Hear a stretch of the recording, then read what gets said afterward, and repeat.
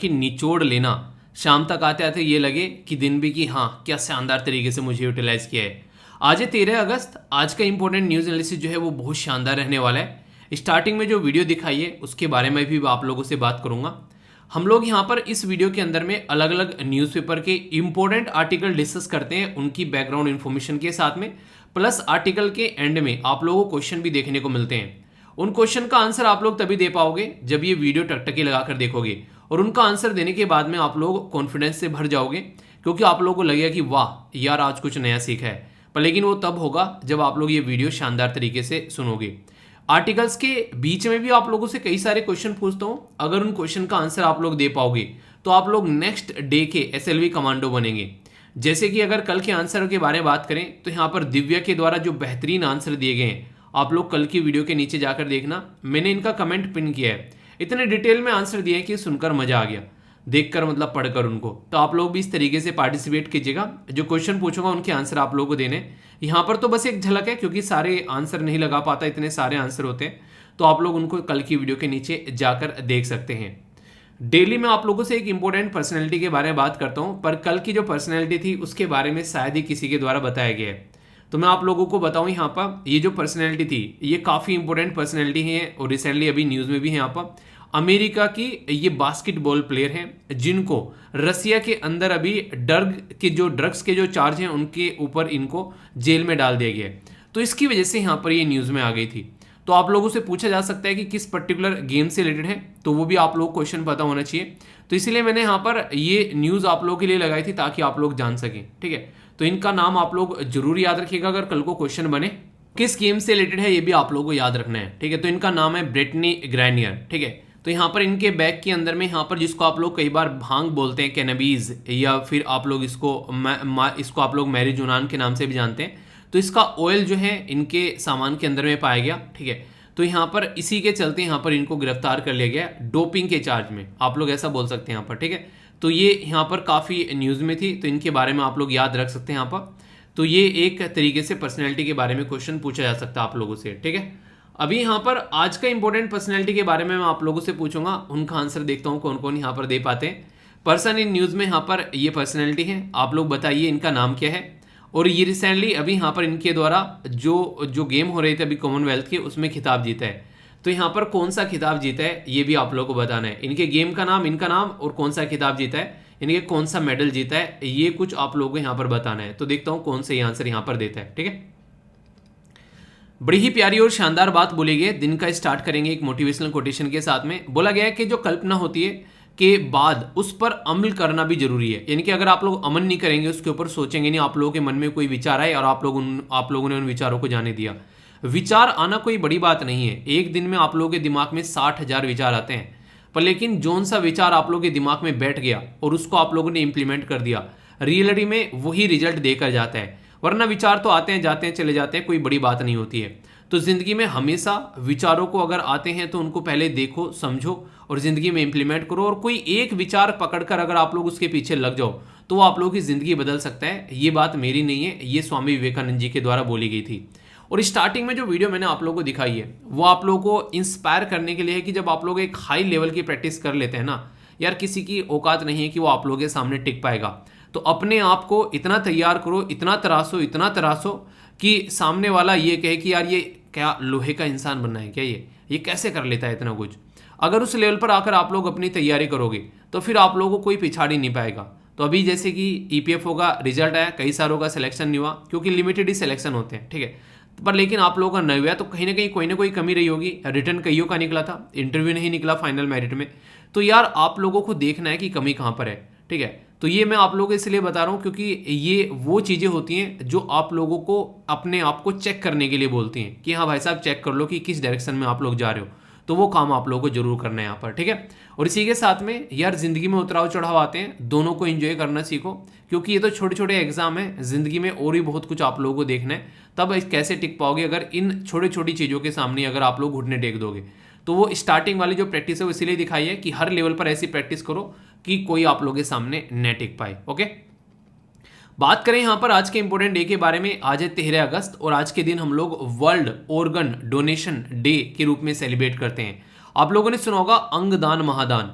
तो ये एक ऐसा दान होता है कि आप लोगों के जाने के बाद भी आप लोगों का दिल, आप लोगों की किडनी, आप लोगों की आंखें या फिर कोई और बॉडी का पार्ट किसी और के शरीर में जीवित रहता है। तो इसीलिए इसको सबसे बड़ा दान बोला गया है। तो इसी के बारे में बात की जा रही है अवेयरनेस फैलाने के लिए, ताकि लोग जो है वो एनकरेज हों और आगे निकल कर आएँ। और खासकर जो शॉर्टेज है ऑर्गन की आज की डेट में, उसकी वजह से दुनिया भर के लोगों की जान जाती है। आप लोगों ने देखा होगा यहाँ पर हमारी बॉडी के अंदर में कई सारे ऐसे इंपॉर्टेंट पार्ट हैं। आप लोग कई बार बोलते हैं यार मैं बहुत गरीब आदमी हूँ। अगर बॉडी के पार्ट को ही गिनने बैठ जाओगे ना तो करोड़ों के आदमी हो आप लोग। तो कभी भी यार अपने आप को कभी नीचा मत दिखाओ, कभी अपने आप को ऐसा मत दिखाओ कि यार मैं कुछ नहीं हूँ, जिंदगी में गरीब है, बर्बाद हो गए। आप लोगों के पास में एक ऐसी बॉडी है, अमूल्य बॉडी, जिसको आप लोग कंपेयर भी नहीं कर सकते। अगर इसके एक एक पार्ट की कीमत लगाने बैठोगे तो आप लोग हैरान रह जाओगे। तो इसलिए अपने आप को हमेशा इस पोजीशन में रखो कि हाँ हम दुनिया के सबसे अमीर आदमी हैं, ठीक है। तो हमेशा पैसा हाथ में होना ही अमीरी नहीं होती है, ओके। अगर दिल से आप लोग खुश हो और सामने वाला जो आप लोगों को देखकर चिढ़ रहा है, कई बार ऐसा होता है आप लोगों ने देखा होगा कि जीतने वाला इंसान अगर एक तरीके से जीत गया पर लेकिन हारने वाला अगर एक बार को हंस देना तो जीतने वाले की जो एक तरीके से खुशी है वो आधी हो जाती है, ठीक है। तो जिंदगी में हमेशा अपने आप को खुश रखो यार, और अपने ऊपर फोकस करो। दुनिया क्या कर रही है उनको छोड़ो और आगे हमेशा बढ़ते रहो। तो वर्ल्ड ऑर्गन डोनेशन डे जो है ये काफ़ी इंपॉर्टेंट है। आप लोगों में से कितने ऐसे इसलिए फैमिली मेंबर है जिन्होंने कभी ब्लड डोनेट किया है? कि आप लोगों ने कभी ब्लड डोनेट? बहुत सारे होंगे, बहुत सारों ने नहीं किया होगा। कभी मौका मिले तो करना जरूर। ये एक ऐसी चीज़ है जो कि आप लोगों को एक तरीके से बॉडी के अंदर भी अच्छी चेंजेस लेकर आएगी अगर आप लोग ब्लड डोनेट करते हैं, ठीक है। और आज के दिन को कैसे यूटिलाइज करने वाले हो कमेंट बॉक्स में बताना, कमेंट बॉक्स में जरूर बताना। और कल का दिन कैसे यूटिलाइज किया है तो कमेंट बॉक्स में उसके बारे में भी आप लोग बताना। और इसी के साथ में जहां जहां पर भी आप लोगों को लगे कि कोई डाउट है उसको क्लियर करते हुए आप लोगों को आगे बढ़ना है, ठीक है। उसी से आप लोग चीज़ों को और अच्छे से अंडरस्टैंड कर पाओगे। दोस्तों ये एक ऐसी इंपॉर्टेंट न्यूज़ है जिसके ऊपर आप लोग जितने भी स्टार लगाएं उतने ही ज़्यादा कम है। आखिर ऐसा मैंने क्यों बोला? ऐसा मैंने इसलिए बोला क्योंकि ये एग्ज़ाम के लिए तो इम्पोर्टेंट है ही है। इसी के साथ में अगर आप लोग एक वोटर हैं और आप लोगों की एज 18 साल या फिर उससे ऊपर है तो आप लोगों को इन सब चीज़ों के बारे में जरूर पता होना चाहिए, खासकर देश की एक जागरूक नागरिक होने के नाते। और स्टार लगाने के लिए इसलिए बोला क्योंकि इस टॉपिक से यूपीएससी प्रीलिम्स के अंदर भी क्वेश्चन पूछे जा चुके हैं और इसी के साथ में यूपीएससी मेंस के अंदर भी 2019 में यहाँ से क्वेश्चन पूछा गया था।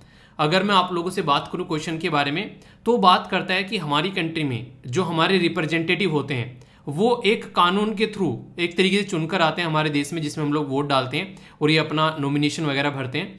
तो representation of the people act बोलते हैं 1951 का। उसी के चलते यूपीएससी ने क्वेश्चन पूछा कि जो हमारे जो रहनुमा है, खासकर जो कि हम लोग चुनकर भेजते हैं पार्लियामेंट में, जैसे कि सांसद होते हैं, और स्टेट की असेंबली के अंदर में जैसे विधायक होते हैं, मेंबर ऑफ लेजिस्लेटिव असेंबली बोलते हैं विधायक को, और मेंबर ऑफ पार्लियामेंट बोलते हैं बेसिकली एमपी जो सांसद को।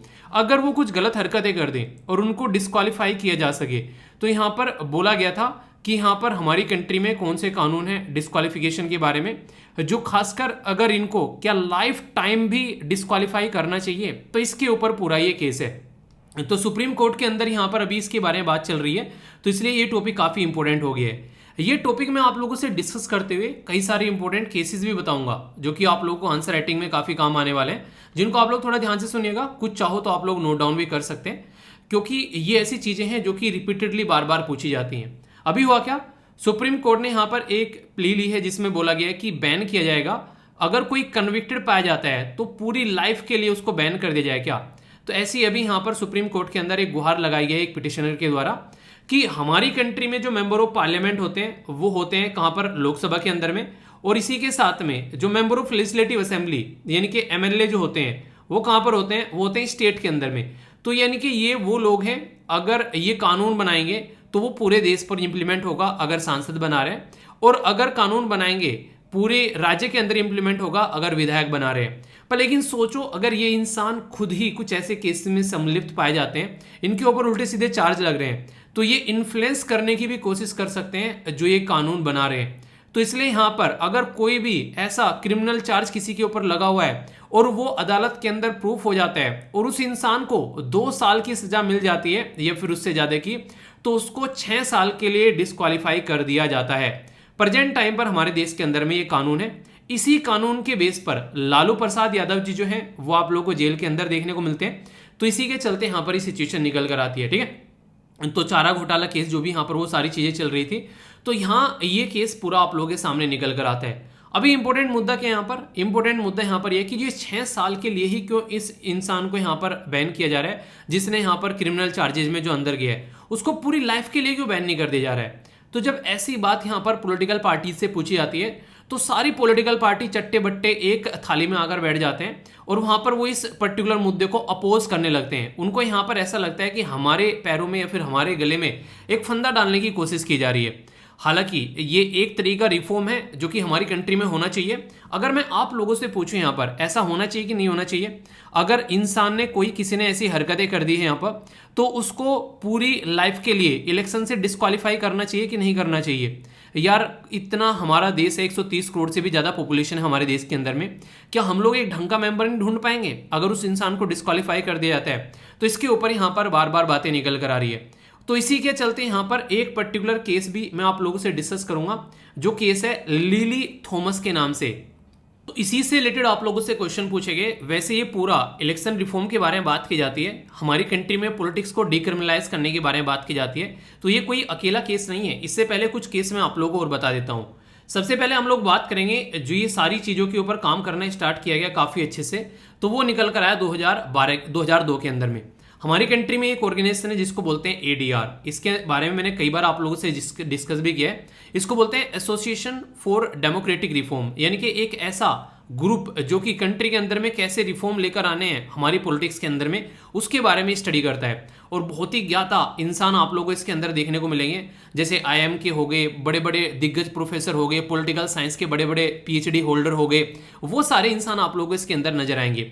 तो ये केस था ADR versus union of India का। तो जब ये केस सुप्रीम कोर्ट में यहाँ पर पहुंचा तो यहाँ से ये बातें निकल कर आई कि यार हम लोग जब वोट डालने जाते हैं 18 साल से ऊपर के जब हम लोग हो जाते हैं तो ऐसे इंसानों को वोट डालनी होती है हम लोगों को, जो कि हमारे देश को चलाएंगे और हमारा भविष्य तय करेंगे आगे चलकर। तो ये जो लोग हैं ये कैसे होने चाहिए, इनके बारे में हम लोग को पता होना चाहिए। उनकी क्वालिफिकेशन क्या है, उनके ऊपर कौन कौन से क्रिमिनल चार्जेस लगे हुए हैं, उनके पास में कितना मोहमाया धन है जो कि इन्होंने इधर उधर से कमा रखा है। तो ये सारी चीजें हम लोग को पता होना चाहिए, तभी तो हम लोग डिसाइड कर पाएंगे। सॉरी यार, अभी भी खांसी का असर पूरा गया नहीं है। तभी तो हम लोग डिसाइड कर पाएंगे कि इंसान सही है या फिर गलत है। तो अगर हम लोग को पता ही नहीं होगा इन इंसानों के बारे में कि ये सही है या फिर गलत है, तो फिर हम लोग तो ऐसे किसी को भी वोट डालेंगे। तो ये यहाँ पर केस निकल कर आया, जिसके बाद में हम लोग को पता चलने लगा कि हमारे जो पूजनीय जो मंत्री जी हैं, हमारे पूजनीय जो नेताजी हैं, उनके ऊपर कितने क्रिमिनल चार्ज लग रहे हैं। तो सबसे पहला तो ये केस एक इंपॉर्टेंट याद रखिएगा, 2002 का केस है ADR versus union of India. अब बात करते हैं नेक्स्ट केस के बारे में। ये जो केस है ये केस है lily Thomas versus union of India. ये केस निकल कर आता है 2013 में। तो ये केस क्या बातें बोलता है, ये केस काफी इंपॉर्टेंट है और थोड़ा सा स्पेसिफिक केस भी है यहाँ पर। ये अगर हमारी कंट्री में किसी मेंबर ऑफ पार्लियामेंट को इलेक्शन लड़ना है तो नॉर्मल एक एक्ट है जिसको बोलते हैं representation of the people act 1951 का।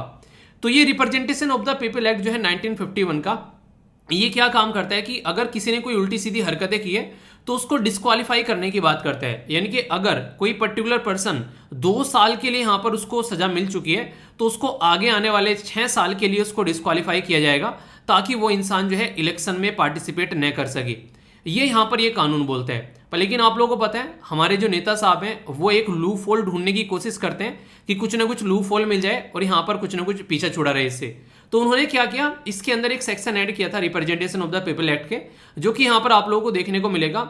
ये इसी के बारे में पूरा मुद्दा है। तो सेक्शन 8 है, ठीक है। तो section 8 of representation of people act ये क्या बोलते हैं कि अगर किसी को 2 साल की सजा मिल गई है किसी लोअर कोर्ट के अंदर में, यानी कि मान लीजिए किसी नीचे वाले कोर्ट ने उसको सजा दे दी, ठीक है, डिस्ट्रिक्ट कोर्ट ने या फिर हाई कोर्ट ने, तो यहां पर उसके पास में 3 महीने का टाइम होगा। 3 महीने का मतलब होता है 90 दिन।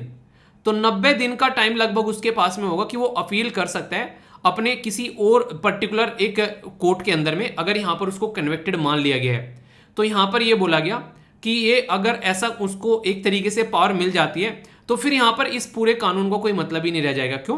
क्योंकि मान लीजिए उसको 2 साल से ज्यादा की सजा मिल गई, उसने क्या किया, फिर हाई कोर्ट में जाकर केस को डाल दिया, ठीक है, वहां पर फिर उसको सजा मिल गई, फिर सुप्रीम कोर्ट में केस को डाल दिया, और यहां से यहां तक केस को खिसकने में 10-10, 12-12 साल या फिर उससे ज्यादा भी लग जाता है। और उस टाइम तक वो इंसान क्या करेगा, वो या तो पार्लियामेंट के अंदर बैठा होगा या फिर स्टेट की जो लेजिस्लेटिव असेंबली है उसके अंदर बैठा होगा और वो जनता के लिए कानून बना रहा होगा।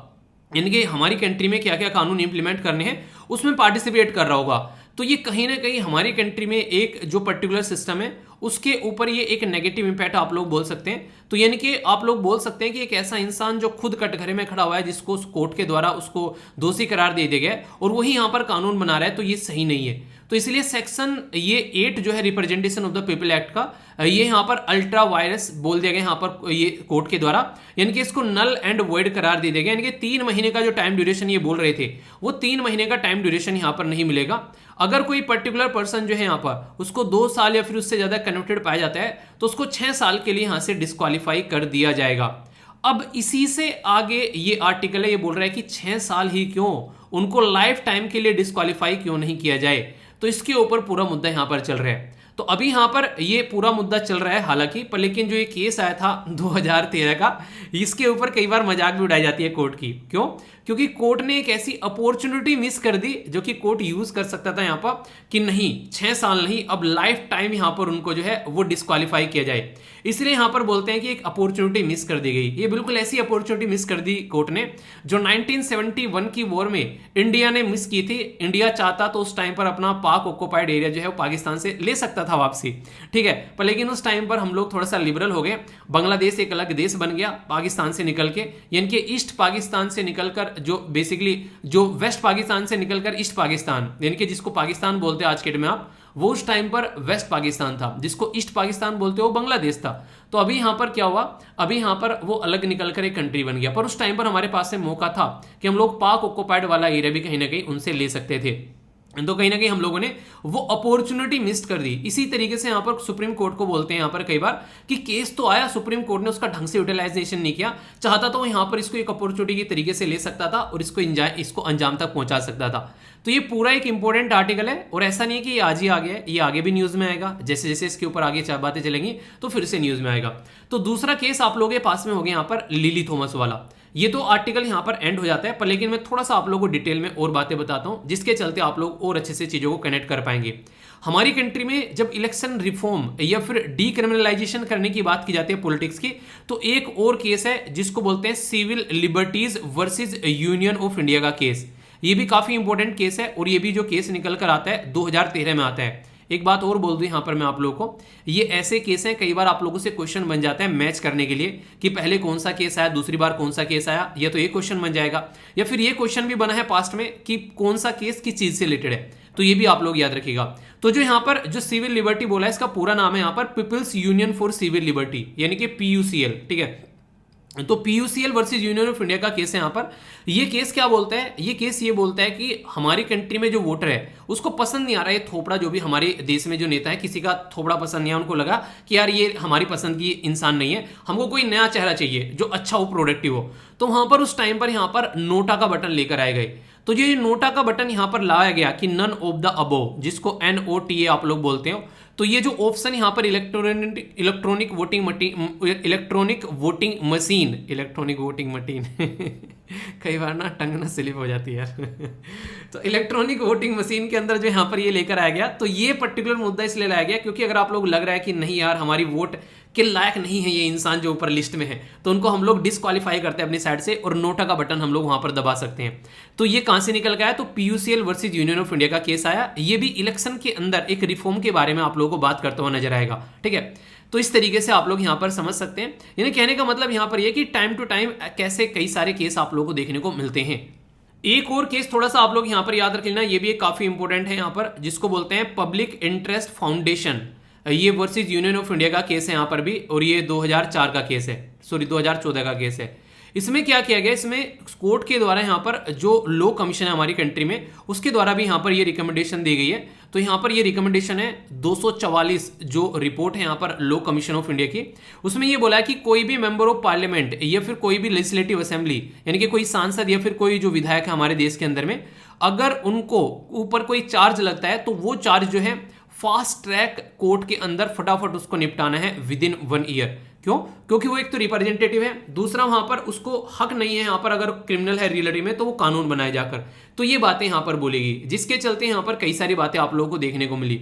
और रिसेंटली अभी एक केस आप लोगों को देखने को मिलता है कोर्ट के अंदर में, जो है इलेक्ट्रोल बॉन्ड के ऊपर, वो तो बार बार न्यूज में रहता है, कई बार आप लोगों को पता है। एक ये केस है यहाँ पर जो कि कोर्ट के अंदर चल रहा है, जो कि लोक प्रहरी वर्सेस यूनियन ऑफ इंडिया का केस है। तो वो बोलता है कि यहां पर जो पॉलिटिकल पार्टी को जो फंडिंग मिलती है इलेक्ट्रोल बॉन्ड के थ्रू, यहां पर उसके बारे में पूरी इंफॉर्मेशन होनी चाहिए, उनका डिस्क्लोजर होना चाहिए, ताकि पता रहे कि कौन सी पॉलिटिकल पार्टी को कितनी फंडिंग मिल रही है और कहां से मिल रही है। आखिर ऐसा क्यों? ऐसा इसलिए क्योंकि किसी भी पॉलिटिकल पार्टी को जो पैसा मिल रहा है, वो पॉलिटिकल पार्टी उस पैसे को जो है नेगेटिव तरीके से इस्तेमाल करती है जब इलेक्शन आते हैं। और एक तरीके से किससे पैसा वो ले रही है, ये जब जनता को पता चलेगा, पता चला मेरे पास में एक ऐसी बड़ी कंपनी है जो कि कंपनी जो है आगे आने वाले टाइम में, मतलब आप लोग सोच के देखिए, वो कंपनी ऐसा है कि आने वाले टाइम में वो कुछ ऐसा इन्वेस्टमेंट करने वाली है जिससे कि यहाँ पर देश का भविष्य बदल जाए। जैसे कि मान लीजिए यहाँ पर आगे आने वाले टाइम में एक ऐसी पर्टिकुलर कंपनी यहाँ पर आ गई सामने निकलकर कि उससे क्या चल रहा है, उससे ये चल रहा है कि वो आने वाले टाइम में हर एक घर में इंटरनेट का कनेक्शन प्रोवाइड कराएगी फ्री में, ठीक है। वो कंपनी यहाँ पर आ गई निकलकर, और वो जो कंपनी है वो कंपनी किसी नेता के साथ में, किसी नेता का बेटा है उसके साथ में कनेक्शन की कंपनी है। तो मार्केट में कोई भी स्कीम आने से पहले इस पर्टिकुलर इंसान को पता चल जाएगा, तो ये पूरा बैकग्राउंड बनाकर बैठ जाएगा कि हाँ गवर्नमेंट की वो स्कीम आने वाली है, तो हम लोग इस फील्ड में आकर ये काम करना स्टार्ट कर देते हैं ताकि सारे टेंडर जो है वो हम ही को मिल जाए या फिर हमको फायदा हो जाए। ये तो पॉजिटिव बात होगी। एक नेगेटिव बात हो सकती है, पता चला ये कंपनी डूब रही है, तो ये कंपनी अगर डूब रही है यहां पर और वो कंपनी यहां पर पैसे दे रही है सामने वाली पॉलिटिकल पार्टी को, ये सोचकर कि वो कोई ऐसी स्कीम या कोई ऐसा सिस्टम लेकर आए कि इनकी डूबती जो नाव है वो बच जाए यहां पर, तो ऐसा भी हो सकता है। अगर ये पता रहेगा कि किस किस से पॉलिटिकल पार्टी जो है वो चंदा ले रही है, तो उनका काला चिट्ठा सामने निकल कर आएगा कि कौन आदमी सही पैसा दे रहा है और कौन आदमी गलत पैसा दे रहा है, ठीक है। तो ये आप लोग यहां पर अंडरस्टैंड कर सकते हैं। तो इसीलिए मैंने बोला था ये काफी इंपॉर्टेंट केस है। अगर इसके बारे में डिटेल में आप लोग इसको समझोगे तो बहुत सारी चीजें यहां पर निकल कर आएगी। तो आर्ग्यूमेंट कई सारे इसके सपोर्ट में आते हैं यहां पर, अगर बात करें कि उनको डिस्क्वालीफाई कर देना चाहिए, और कई सारे अपोजिट में भी आते हैं। तो इस तरीके से एक बैलेंस वाला आंसर जब आप लोग लिखोगे तो वो आप लोग तभी लिख पाओगे जब आप लोग के पास में एक बेसिक बैकग्राउंड इन्फॉर्मेशन होगी, ठीक है। तो कैसा लगा ये पूरा आर्टिकल? आई होप कि आप लोग के माइंड में इसको लेकर क्लैरिटी आई होगी।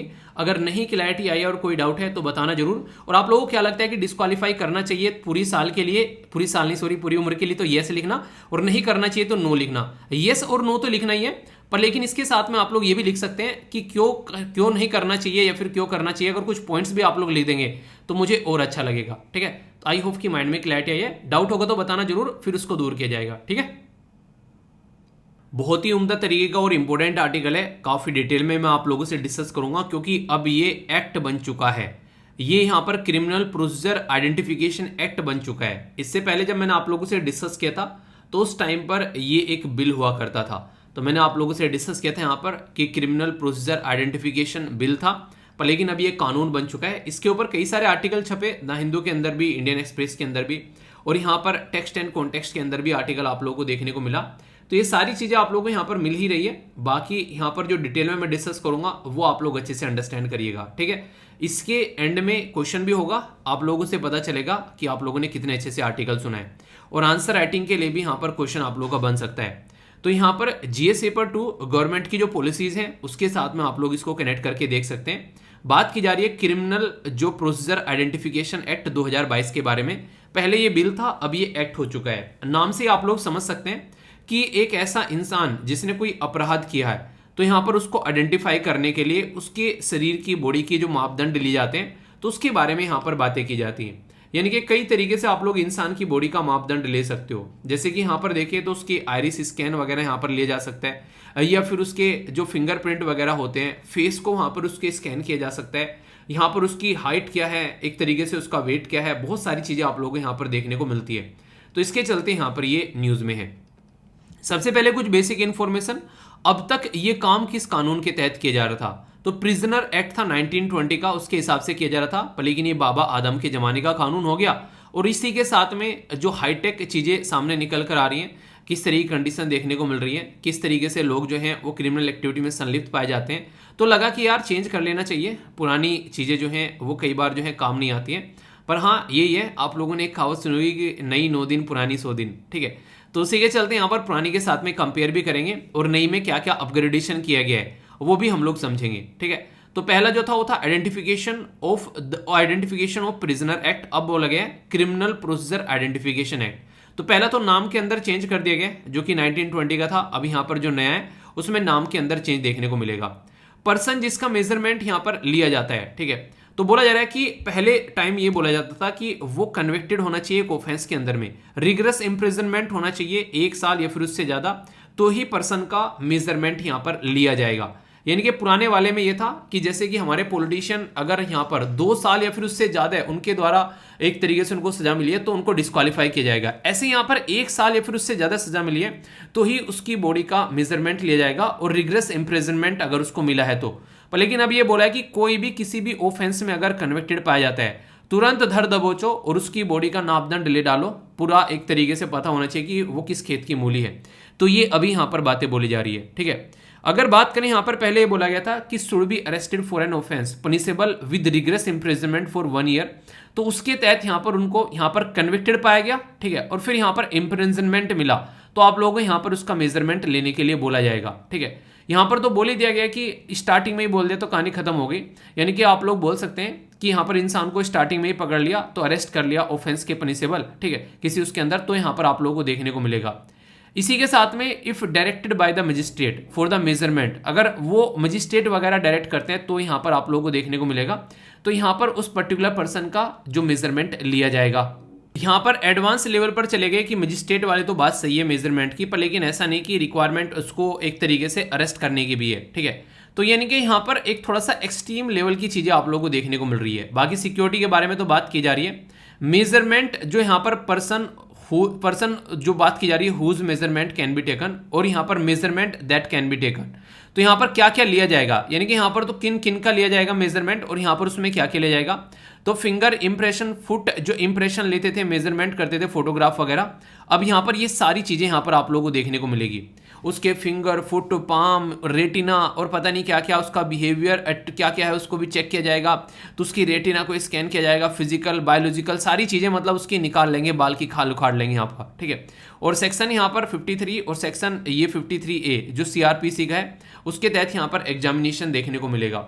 अब ये लास्ट वाला जो टॉपिक है, ये लास्ट वाला जो टॉपिक नहीं सॉरी पॉइंट है, ये काफी इंपॉर्टेंट है। रीजन क्या है, अब तक यहां पर यह था कि अगर किसी को जेल में डाल दिया गया है, ठीक है, तो यहां पर उसका डेटा जो है वो यहां पर 1 साल तक आप लोग उसका डेटा जो रख सकते थे, ठीक है। इन केस ऑफ अगर किसी को यहां पर पकड़ा गया है convicted offence punishable with rigorous imprisonment, तो जो इंप्रिजनमेंट ऑफ 1 और अप टू 1 ईयर, ठीक है, तो यानी कि अगर यहां पर 1 साल तक यहां पर उसको पकड़ा गया तो यहां पर एक तरीके से उसके बाद में उसका डेटा जो है वो यहां पर बात की जा रही है डिस्ट्रक्शन ऑफ द मेजरमेंट, ठीक है।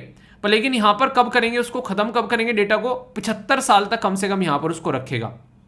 यानी कि अगर किसी का डेटा आ गया तो 75 साल तक यहां पर पड़ा रहेगा एक तरीके से, उसके बाद में उसको खत्म करेंगे। अब सबसे इंपॉर्टेंट बात क्या है, आप लोगों को पता है हमारे देश में केएस पुत्तास्वामी केस आया था और प्राइवेसी को फंडामेंटल राइट बना दिया था। पर सबसे बड़ा मुद्दा यहां पर ये निकल कर आ रहा है कि हम लोग आधार कार्ड तक का जो डेटा है वो भी हम लोग प्रोटेक्ट करके नहीं रख पा रहे। अब इस डेटा को हम लोग कैसे और कब तक प्रोटेक्ट करके रख पाएंगे, इसकी क्या गारंटी है कि इसका मिसयूज नहीं होगा। तो सबसे बड़ी बात तो यहां पर ये निकल कर आ रही है, क्योंकि हमारी कंट्री में अभी डेटा प्रोटेक्शन कानून आया था, उसके ऊपर 4-5 साल तक पूरा मेहनत की गई, पर फिर उसको वापस ले लिया। इसके चलते भी कई सारे लोग जो हैं, कई सारे आर्टिकल इसके ऊपर छप रहे हैं कि बोल रहे हैं कि उसको वापस क्यों ले लिया, इतनी मेहनत की थी, यहाँ पर कमेटी के पास गया था, सबने इतनी रिकमेंडेशन दी थी, तो उसको तो एक तरीके से अच्छे से लेकर आप लोगों को आगे बढ़ना था, पर उसको वापस ले लिया, ठीक है। तो ये भी काफी बड़ी बात यहाँ पर है, एक तरीके से ऐसा लग रहा है कि पूरा टाइम बर्बाद कर दिया अब तक का। अब ये जो नया कानून आ रहा है इसको आप लोग कितने अच्छे से यूटिलाइज कर पाओगे, तो वो देखने वाली बात है, क्योंकि संविधान अच्छा और बुरा नहीं होता है, उसके इंप्लीमेंट करने वाले लोगों के ऊपर डिपेंड करता है।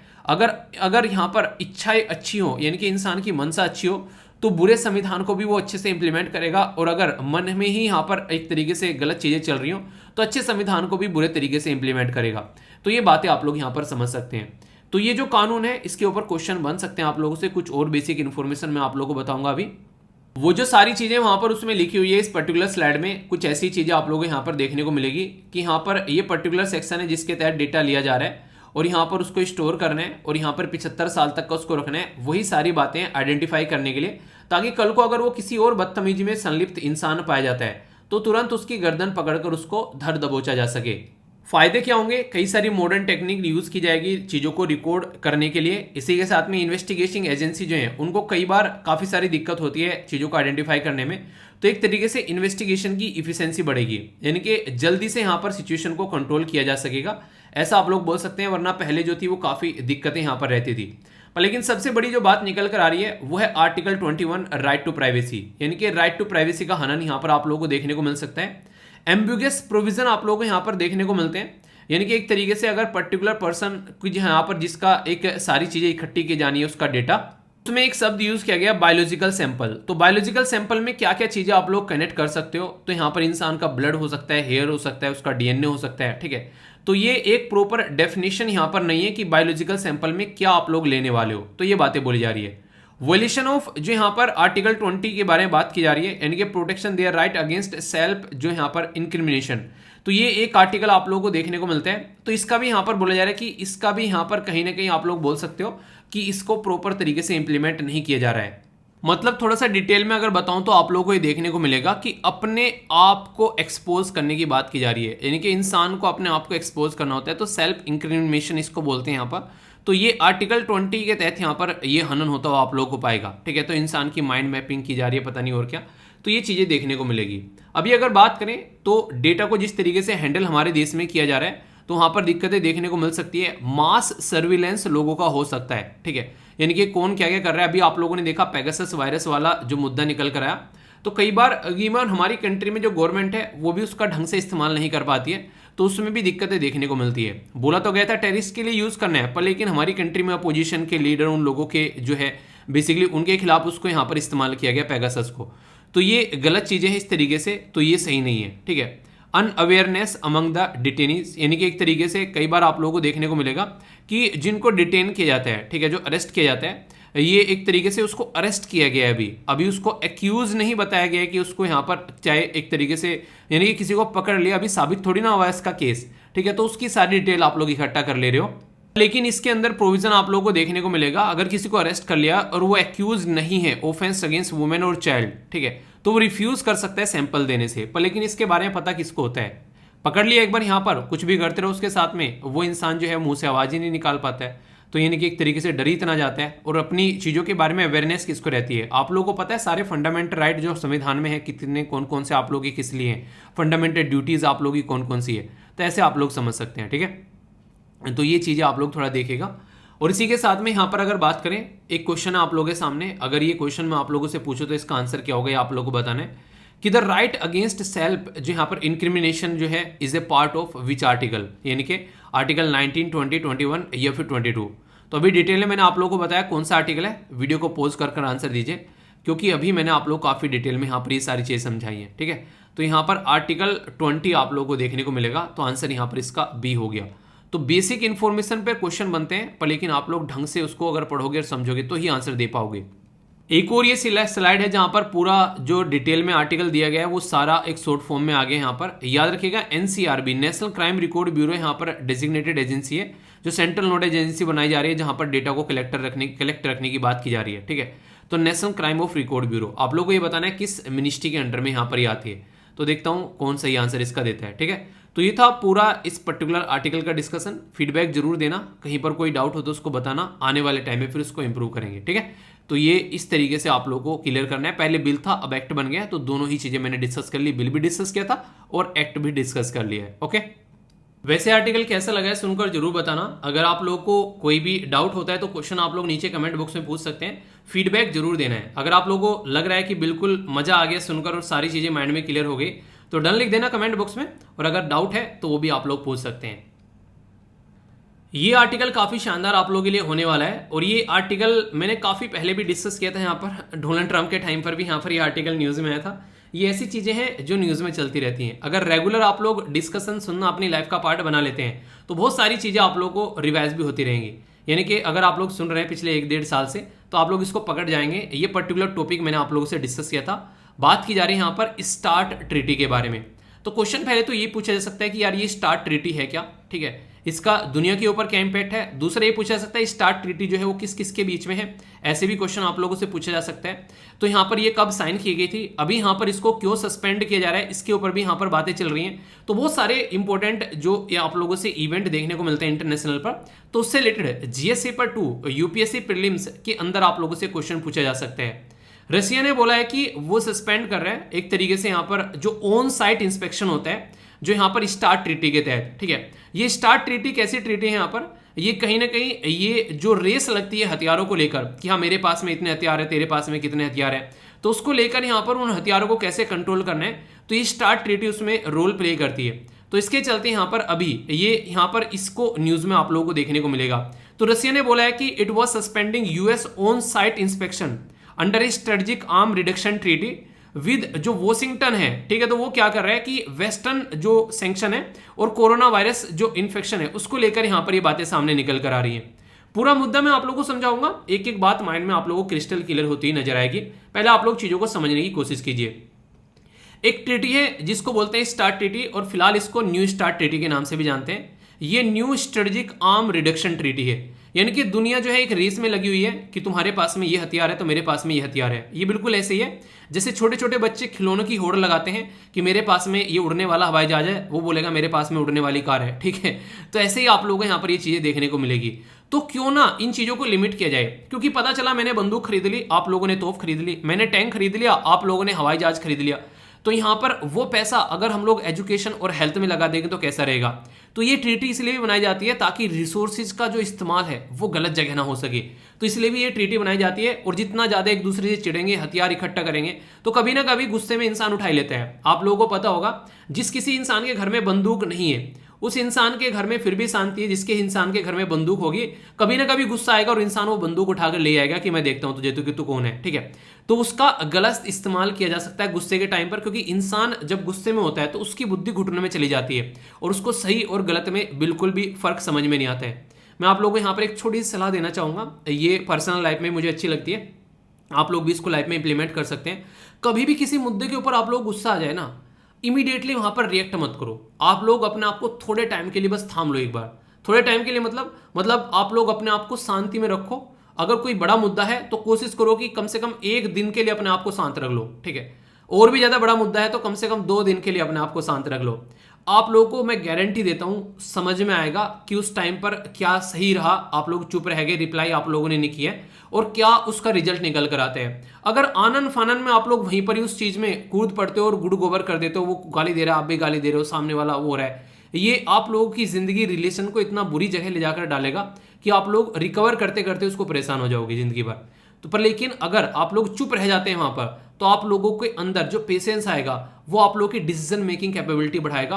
और सेम पैटर्न आप लोगों को आने वाली लाइफ में आप लोग इस तरीके से अपने रिलेशनशिप को इंप्रूव करते हुए नजर आएंगे कि आप लोग हर एक रिलेशनशिप में मैक्सिमम टाइम आप लोग खुश रहते हुए नजर आएंगे। ये रिलेशनशिप में गर्लफ्रेंड बॉयफ्रेंड वाले रिलेशनशिप की बात नहीं कर रहा हूं, वहां पर भी इंप्लीमेंट होगा, पर लेकिन ये जैसे मम्मी पापा भाई बहन यार दोस्त गर्लफ्रेंड बॉयफ्रेंड हस्बैंड वाइफ हर जगह आप लोग इसको इंप्लीमेंट कर सकते हैं। अगर आप लोग गुस्सा आ रहा है उस टाइम अपने गुस्से को अगर कंट्रोल कर जाते हैं तो ये बात है, ठीक है। कैसी लगी बात, है ना 2 रुपए की 2 रुपए की नहीं है 100 रुपए की है, ठीक है।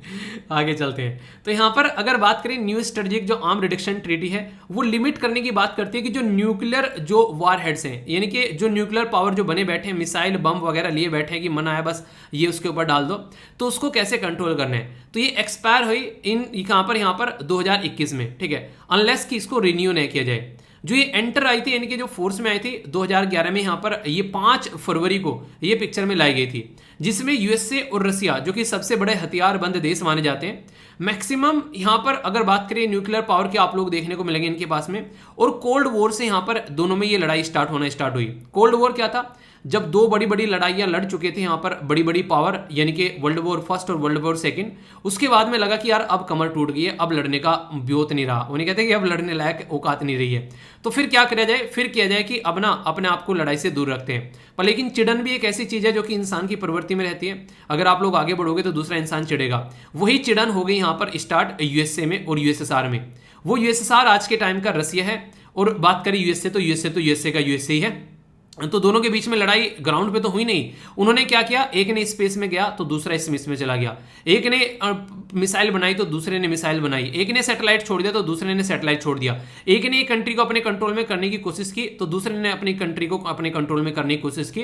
तो ये ग्राउंड पे न लड़कर ये एक तरीके से वर्चुअल वॉर यहां पर लड़ने लगे, और उसी वर्चुअल लड़ाई को यहां पर कोल्ड वॉर बोलते हैं। इसीलिए जब चाइना और यूएसए के बीच में यहां पर टैरिफ वॉर चली थी डोनाल्ड ट्रंप के टाइम पर, उस टाइम पर भी इसको सेकंड बेसिकली कोल्ड वॉर का नाम दिया गया था, या फिर न्यू कोल्ड वॉर का नाम दिया गया था। तो कोल्ड वॉर का मतलब क्या है, कोल्ड वॉर बिल्कुल ऐसे ही होता है कि एक दूसरे के सामने जाकर न लड़ना और बैकग्राउंड में यहां पर हरकतें करते रहना। ये साइन की गई थी 2010 में यहां पर यूएसए के प्रेसिडेंट बराक ओबामा और रशिया के जो प्रेसिडेंट थे यहां पर ये दिमित्री मेदवेदेव, ठीक है, तो इनके द्वारा यहां पर साइन की गई थी, ताकि सुपर पावर जो कि यहां पर आज के दिन में अलग अलग जगह जाकर अपने हथियार जो है पटाखे पटकाने की कोशिश करती है, उस पर थोड़ा सा कंट्रोल किया जा सके और इसमें इसकी वजह से दुनिया में अशांति ना है। आप लोग सोच कर देखो, जब बड़ी बड़ी बिल्डिंग गिरती है ना तो आसपास के घर जो है वो फालतू में तहस नहस हो जाते हैं।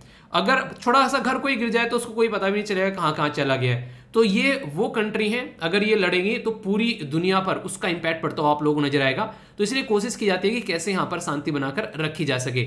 ये एक छोटा सा ओवरव्यू है आप लोगों के सामने। अगर कल को यूएस और रशिया में जो आर्म को लेकर रेस लगी उसकी अगर कंट्रोल के बारे में आप लोगों से पूछा जाए तो इसके बारे में आप लोग यहां पर याद रखिएगा। सबसे पहले 1970 में जब आते हैं यहां पर, तो एक ट्रीटी है जिसका नाम है यहां पर एबीएम ट्रीटी। एबीएम मतलब इसको बोलते हैं एंटी बैलिस्टिक मिसाइल ट्रीटी। ये 1972 में साइन की गई थी, टर्मिनेट कर दी गई 2002 के टाइम पर, जब इसका टाइम ड्यूरेशन यहां पर कंप्लीट हुआ।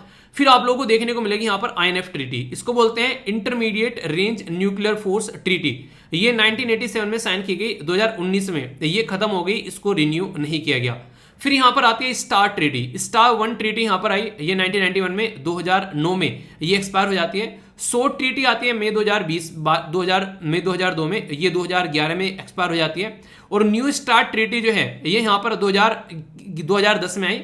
तो यहां पर इसी को लेकर अभी मुद्दा चल रहा है। स्टार्ट ट्रीटी जो है वो खत्म हो गई, पर लेकिन न्यू स्टार्ट ट्रीटी ये कब तक खत्म होगी अभी ये इसके बारे में कोई बातें नहीं कर रहा है ढंग से, ठीक है। तो ये एक मुद्दा है यहां पर। तो ये एक ऐसी ट्रीटी है यहां पर जो कि बार बार यहां पर यूएसए और रशिया के बीच में साइन की जाती है, ताकि न्यूक्लियर पावर जो सबसे ज्यादा पावरफुल न्यूक्लियर कंट्री है उनके ऊपर कुछ प्रतिबंध लगाया जा सके। ये नहीं कि वो जहां चाहे वहीं जाकर बदतमीजी काट रही है। तो इसके चलते यहां पर ये कई सारी ट्रीटी हैं जिनका टाइम ड्यूरेशन आप लोगों से पूछा जा सकता है, मैच करने के लिए आ सकता है यहां पर कि ये जो ट्रीटी है, और पूछा क्या जा सकता है, यार ये तो ऐसा टॉपिक है जो पहले पूछा गया है, फिर बोलते हैं क्वेश्चन कहां से आ गया, भाई साहब यहां से आ गया। थोड़ा सा भी ध्यान से सुनोगे ना एग्जाम में क्वेश्चन नहीं छूटने दूंगा, पर लेकिन अगर आप लोग फिर रिविजन नहीं करोगे तो फिर यार मैं कुछ कर नहीं पाऊंगा, ठीक है। तो आप लोग इन चीजों को थोड़ा सा ध्यान रखिएगा। और ये सारी पीपीटी आप लोगों को मिल जाती है टेलीग्राम के ऊपर, टेलीग्राम पर जाओगे तो वहां पर सारी चीजें इकट्ठी मिल जाती हैं आप लोगों को, वहां से जाकर डाउनलोड करो, अपने पास में रखो। ये पीपीटी बनाई इसीलिए जाती है, इनके ऊपर मेहनत इसलिए की जाती है ताकि आप लोग जो है इनको आसानी से इंजॉय कर सकें अपना जब रिविजन करने आप लोग बैठे, ठीक है। और कोई भी एक पर्टिकुलर सोर्स फॉलो कर लो, ठीक है, तो जिंदगी में कभी कोई दिक्कत आप लोगों को देखने को मिलेगी। कई सारे बच्चे पूछते रहते हैं सर करंट अफेयर में क्या क्या चीजें कवर करनी है, कितना करंट अफेयर कवर करना है, ये ऐसे क्वेश्चन है जो रेगुलर आते रहते हैं। कोशिश ये करो कि एक साल का तो करंट अफेयर को आप लोगों को एटलीस्ट कवर करके जाओ, और अगर 1.5 साल का भी कवर कर लोगे तो कोई ज्यादा दिक्कत नहीं होगी, और अच्छे से आप लोग चीजों को वहां पर कवर कर पाओगे। और सारी की सारी मंथली वीडियो जो है वो मैंने टेलीग्राम के ऊपर भी डाल रखी है और यूट्यूब के ऊपर देखने को आप लोगों को मिल जाएंगी, उनको आप लोग देख सकते हो सारी मंथली वीडियो को। अगर कुछ छूट गया है तो फटाफट उनको आप लोग रिकॉल भी कर सकते हो, और रेगुलर वीडियो जरूर देखा करो, तभी मंथली वीडियो और अच्छे से आप लोग एंजॉय कर पाओगे। तो यार ये कुछ ऐसी चीजें हैं कि आलस से अगर थोड़ा अपने आप को दूर रखोगे ना तो जिंदगी में अपनी लाइफ में बहुत सारे प्रोग्रेसिव थॉट आप लोगों को आएंगे और अच्छे से चीजों को आप लोग लेते हुए आगे भी बढ़ पाओगे। रसिया ने यहां पर क्यों इसको सस्पेंड किया, क्योंकि देखिए जितने सारे सैंक्शन अभी रसिया के ऊपर लगे हुए हैं तो रसिया उसको पचा नहीं पा रहा है ढंग से, तो कई सारे सैंक्शन यहां पर लगे, रसियन प्लेन पर वीजा रिस्ट्रिक्शन और दुनियादारी चीजें, ठीक है। तो वहां पर इंस्पेक्शन करने जाना मुश्किल हो रहा है और वहां से यूएसए वाले जरा सी देर में इंस्पेक्शन करके आ जाएंगे। कोरोना वायरस भी यहां पर एक मुद्दा बताया जा रहा है, ठीक है। और बाकी जो ट्रीटी है कई सारी, ये ट्रीटी के नाम आप लोग याद रखिएगा। जो शॉर्ट वहां पर लिखा होता है था स्ट्रेटेजिक ऑफेंसिव रिडक्शन जो ट्रीटी है, और यहां पर स्टार्ट का मतलब था स्ट्रेटेजिक आर्म रिडक्शन ट्रीटी। तो ये सारे जो इंपॉर्टेंट पॉइंट है ये सारे एक जगह इकट्ठे कर आप लोगों को बता दिए। आप लोग बोलोगे क्या रियलिटी में ये इंपॉर्टेंट है, अगर इनके बारे में मैं आप लोगों से बात करूं तो आप लोग यहाँ पर ये क्वेश्चन अटेम्प्ट करिए, इससे आप लोगों को पता चलेगा। मैच करने के लिए आ गया क्वेश्चन ऐसा आप लोगों से एग्जाम में, और ऐसे यूपीएससी में भी क्वेश्चन पूछे जा रहे हैं बड़े प्यारे प्यारे, ठीक है। तो बोला जा रहा है कंसिडर द फॉलोइंग स्टेटमेंट के बारे में बात की जा रही है। एबीएम ट्रीटी 1972 की है, आईएनएफ ट्रीटी जो है वो 1987 की है, स्टार ट्रीटी 1991 की है, और सोट ट्रीटी 2010 की है। मैच करने के लिए आगे, बोलिए सही है या गलत है, कौन सा सही है और कौन सा गलत है। तो क्या आंसर आप लोग यहाँ पर दोगे? तो अगर आप लोग टॉपिक को ढंग से कवर करके नहीं जाओगे तो आप लोग उसका आंसर भी यहाँ पर ढंग से नहीं दे पाओगे, ठीक है। तो अभी मैंने डिटेल में आप लोग को बताया यहाँ पर ये इन सब ट्रीटी के बारे में। एबीएम ट्रीटी कब की है? तो ये 1970 की है। तो आप लोग यहाँ पर देखते हैं, यहाँ पर क्या हो गया, ये 1972 लिखा हुआ है, ठीक है। इसी के साथ में जो आईएनएफ ट्रीटी है वो 1987 की बोला गया है, ठीक है। तो यहाँ पर एक सेकेंड यार, ये यहाँ पर एग्जैक्ट आप लोगों को देखने को मिलेगा, ये 1972 की है, तो ड्यूरेशन है यहाँ पर, ठीक है। तो ये आप लोग याद रखिएगा 1972 की है और ये 1987 यानी कि 1987 की है, ठीक है। तो यहाँ पर जो एबीएम ट्रीटी हो गई वो 1972 की हो गई, 1972। आईएनएफ ट्रीटी हो गई वो 1987 की हो गई, ठीक है। नेक्स्ट यहाँ पर बोला गया है कौन सी के बारे में? स्टार्ट ट्रीटी के बारे में। तो स्टार्ट ट्रीटी 1991 की आप लोगों को देखने को मिलेगी। तो स्टार्ट ट्रीटी जो है वो 1991 की है। इसी के साथ में सोट जो ट्रीटी है यहाँ पर वो बोला गया है वो 2002 की है, ठीक है। पर लेकिन सोट ट्रीटी कब दिखा दे यहाँ पर? ये 2010 दिखा दिया। इसका मतलब ये स्टेटमेंट गलत होगी। तो 3 जो है वो पेयर सही है यहाँ पर। तो आंसर क्या हो गया यहाँ पर? आंसर यहाँ पर सी सही हो गया। यूपीएससी ऐसे क्वेश्चन आप लोगों से पूछ रही है, अगर ढंग से तैयार नहीं करोगे तो अटेम्प्ट भी नहीं कर पाओगे एग्जाम में। और अगर आप लोगों को लग रहा है कि यूपीएससी क्वेश्चन यहां से नहीं पूछ पा रही है, तो यूपीएससी ऑलरेडी यहां से क्वेश्चन पूछ रही है। आप लोग देखते हैं यहाँ पर ये 2011 में क्वेश्चन पूछा गया न्यू स्टार्ट ट्रीटी के बारे में, और न्यू स्टार्ट ट्रीटी आप लोग यहाँ पर देख सकते हैं 2010 में आई, 2011 में पूछ लिया। पर लेकिन अभी भी अगर न्यूज में आ गई है फिर से, तो अगर इस आप लोगों से आगे क्वेश्चन पूछ ले तो ये मत बोलना सर 10 साल पुराना क्वेश्चन पूछ लिया इन्होंने, ठीक है। तो इसलिए मैं आप लोगों के लिए यहाँ पर बैठा हूँ बैकग्राउंड इन्फॉर्मेशन देने के लिए, जो कि स्टैटिक पोर्शन होता है। तो ये सारा करंट अफेयर नहीं है। अगर आप लोग बोले सर 1.5 घंटे में करंट अफेयर पढ़ा रहे हो, करंट अफेयर नहीं है मेरे दोस्त, ये स्टैटिक पोर्शन में आप लोगों को पढ़ा रहा हूँ करंट अफेयर का बैकग्राउंड। करंट अफेयर तो मैं 10 मिनट में खत्म कर दूँ सारा का सारा, कि यहाँ पर ये हो रहा है, वहां पर ये हो रहा है, यहाँ पर ये हो गया, खत्म हो गया, साइड में हो गई। तो ये करंट अफेयर का बैकग्राउंड है जो कि आप लोगों के लिए पढ़ाया जा रहा है। तो ये मत सोचो कि यार ये करंट अफेयर है स्टैटिक पोर्शन 1.5 घंटे का हो गया, वो सोचने का तरीका आप लोगों का फिर गलत होगा, ठीक है। आगे बात करते हैं। यहाँ पर न्यू स्टार्ट ट्रीटी के बारे में बोला गया है कि it is a bilateral strategic nuclear arm reduction treaty between Russia and USA. तो पहली स्टेटमेंट यहाँ पर बिल्कुल सही है। यहाँ पर स्टेट एशिया समिट बोल रहा है, यूरोपियन यूनियन और ब्रिक पता नहीं क्या क्या बोल रहा है। तो ये सारी स्टेटमेंट यहाँ पर गलत है।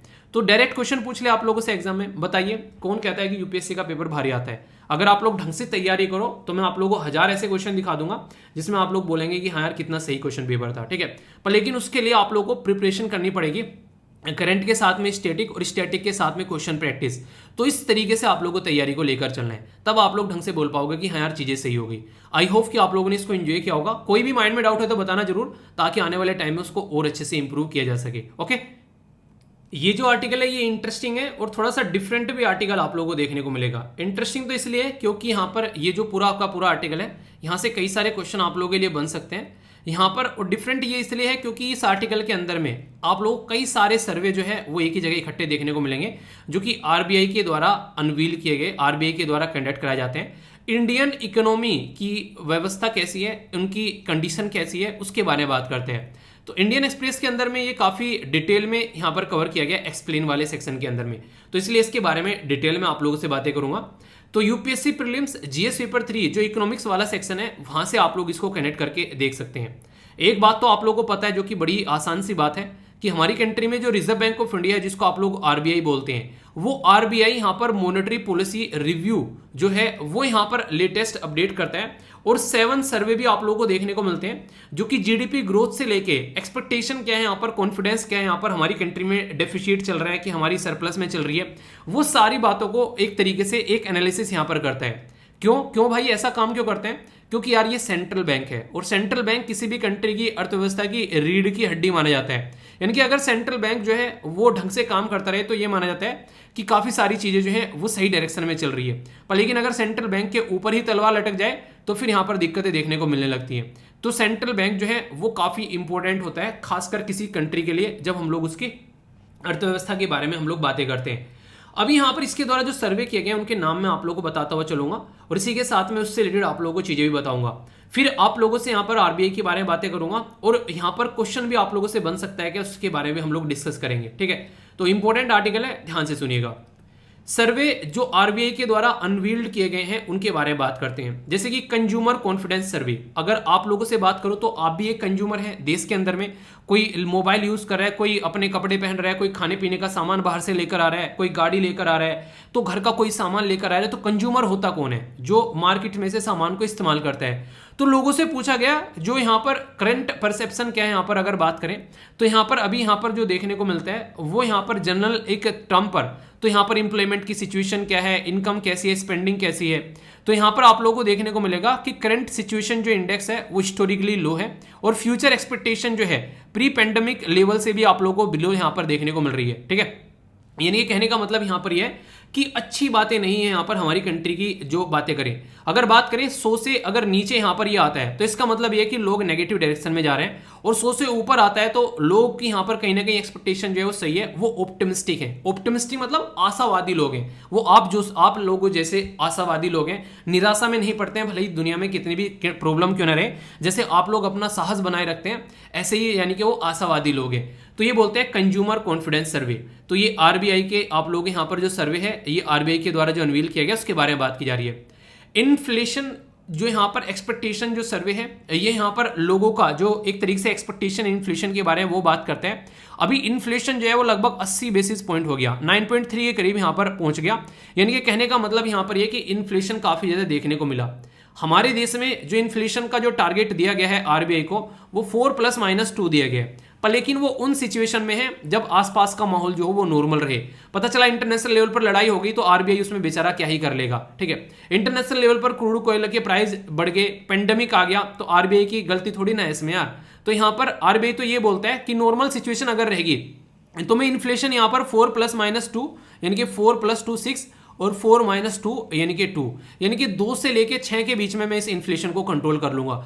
और इतना इन्फ्लेशन यहाँ पर सही भी रहता है। उन्हें कहते हैं आप लोगों ने सुना होगा कुछ दाग अच्छे होते हैं। आप लोग बोलोगे सर ऐसा क्यों बोल रहे हो कुछ दाग अच्छे होते हैं? यार वो इसलिए बोल रहा हूँ क्योंकि अगर मार्केट में इन्फ्लेशन जो है वो बिल्कुल लो चला जाएगा या फिर बहुत ज्यादा हाई चला जाएगा तो दोनों तरीके से लोगों को नुकसान होगा। उदाहरण के तौर पर मैंने आप लोगों को पहले भी समझाया, फिर से बताता हूँ।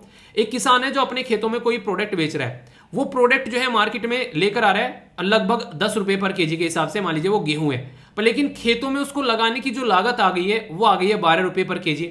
अब वो मार्केट में ले जाकर बेच रहा है इसको 10 रुपए पर केजी, इतना नीचे है उसका प्राइस। तो क्या वो किसान आगे अपने खेतों में गेहूं लगा पाएगा? तो इसके आप लोग ऐसे समझ सकते हैं। पर लेकिन किसानों ने जो खेतों में गेहूं लगाया उसका जो लगाने का भाव आ रहा है 12 रुपए पर केजी, और किसान को मिल रहा है यहाँ पर ये अपने खेतों में से उसको निकाल रहा है 50 रुपए पर केजी के हिसाब से, यानी कि 38 रुपए का उसको फायदा हो रहा है। पर मार्केट में आते आते यहां पर उसका प्राइस हो गया 500 रुपए पर केजी। तो क्या मेरे और आपके जैसे लोग जो हैं वो यहां पर इसको खरीद पाएंगे? आप लोग ये बोलिए फिर। तो वो वाली नेगेटिव चीज आप लोगों को यहां पर देखने को मिलेगी, यानी कि बेचने वाले को भी फायदा हो और खरीदने वाले को भी फायदा हो, ऐसा बैलेंस बनाया जाता है। और वही बैलेंस जो है वो है 4+-2, यानी कि इन्फ्लेशन इतना भी कम नहीं होना चाहिए कि वो हरकत में आ जाए चीजें, लोगों की जो उगाने वाले हैं बनाने वाले हैं वो बनाना बंद कर दे, धंधा बंद कर दें, और इतना भी ऊपर नहीं जाना चाहिए कि यहां पर खरीदने वालों की जो है हालत खराब हो जाए। तो इसी को कहते हैं अफोर्डेबल रेंज में चीजों को प्रोवाइड कराना। तो इसलिए इन्फ्लेशन के लिए हमारी कंट्री में प्रॉपर एक कमेटी बनाई गई जिसको बोलते हैं monetary policy committee. Monetary policy committee को हेड कौन करता है ये आप लोग बता दीजिए। ठीक है, एक है यहां पर OBICUS, इसको बोलते हैं order books inventories and capacity utilisation survey. तो यहां पर इसका जो अटेम्प्ट किया गया यहां पर, तो इसके बारे में तो इंडियन मैन्युफैक्चरिंग सेक्टर के बारे में बात करता है जनवरी 2022 से लेके मार्च 2022 तक का। तो इसके चलते अगर बात करें यहां पर तो जो कैपेसिटी यूटिलाइजेशन आप लोगों को देखने को मिलेगा मैन्युफैक्चरिंग के, वो मीट नहीं कर पा रहा है एग्जिस्टिंग जो डिमांड है without need the boosting production.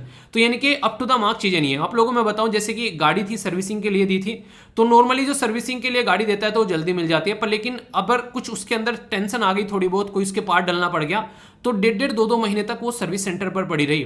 तो प्री कोविड-19 के कंपेयर में अगर अभी आप लोग उसको कंपेयर करोगे तो खस्ता हालत रही यहाँ पर इवन सर्विस सेंटर की भी। तो इससे आप लोग अंदाजा लगा सकते हैं कि कैसी सिचुएशन यहाँ पर देखने को मिल रही थी। मतलब कहने का सीधा सीधा ये हो गया कि इनके ऊपर काम करना जरूरी है, वरना बुरी कंडीशन यहाँ पर चीजों की देखने को मिल रही थी। इससे आप लोग समझ सकते हैं।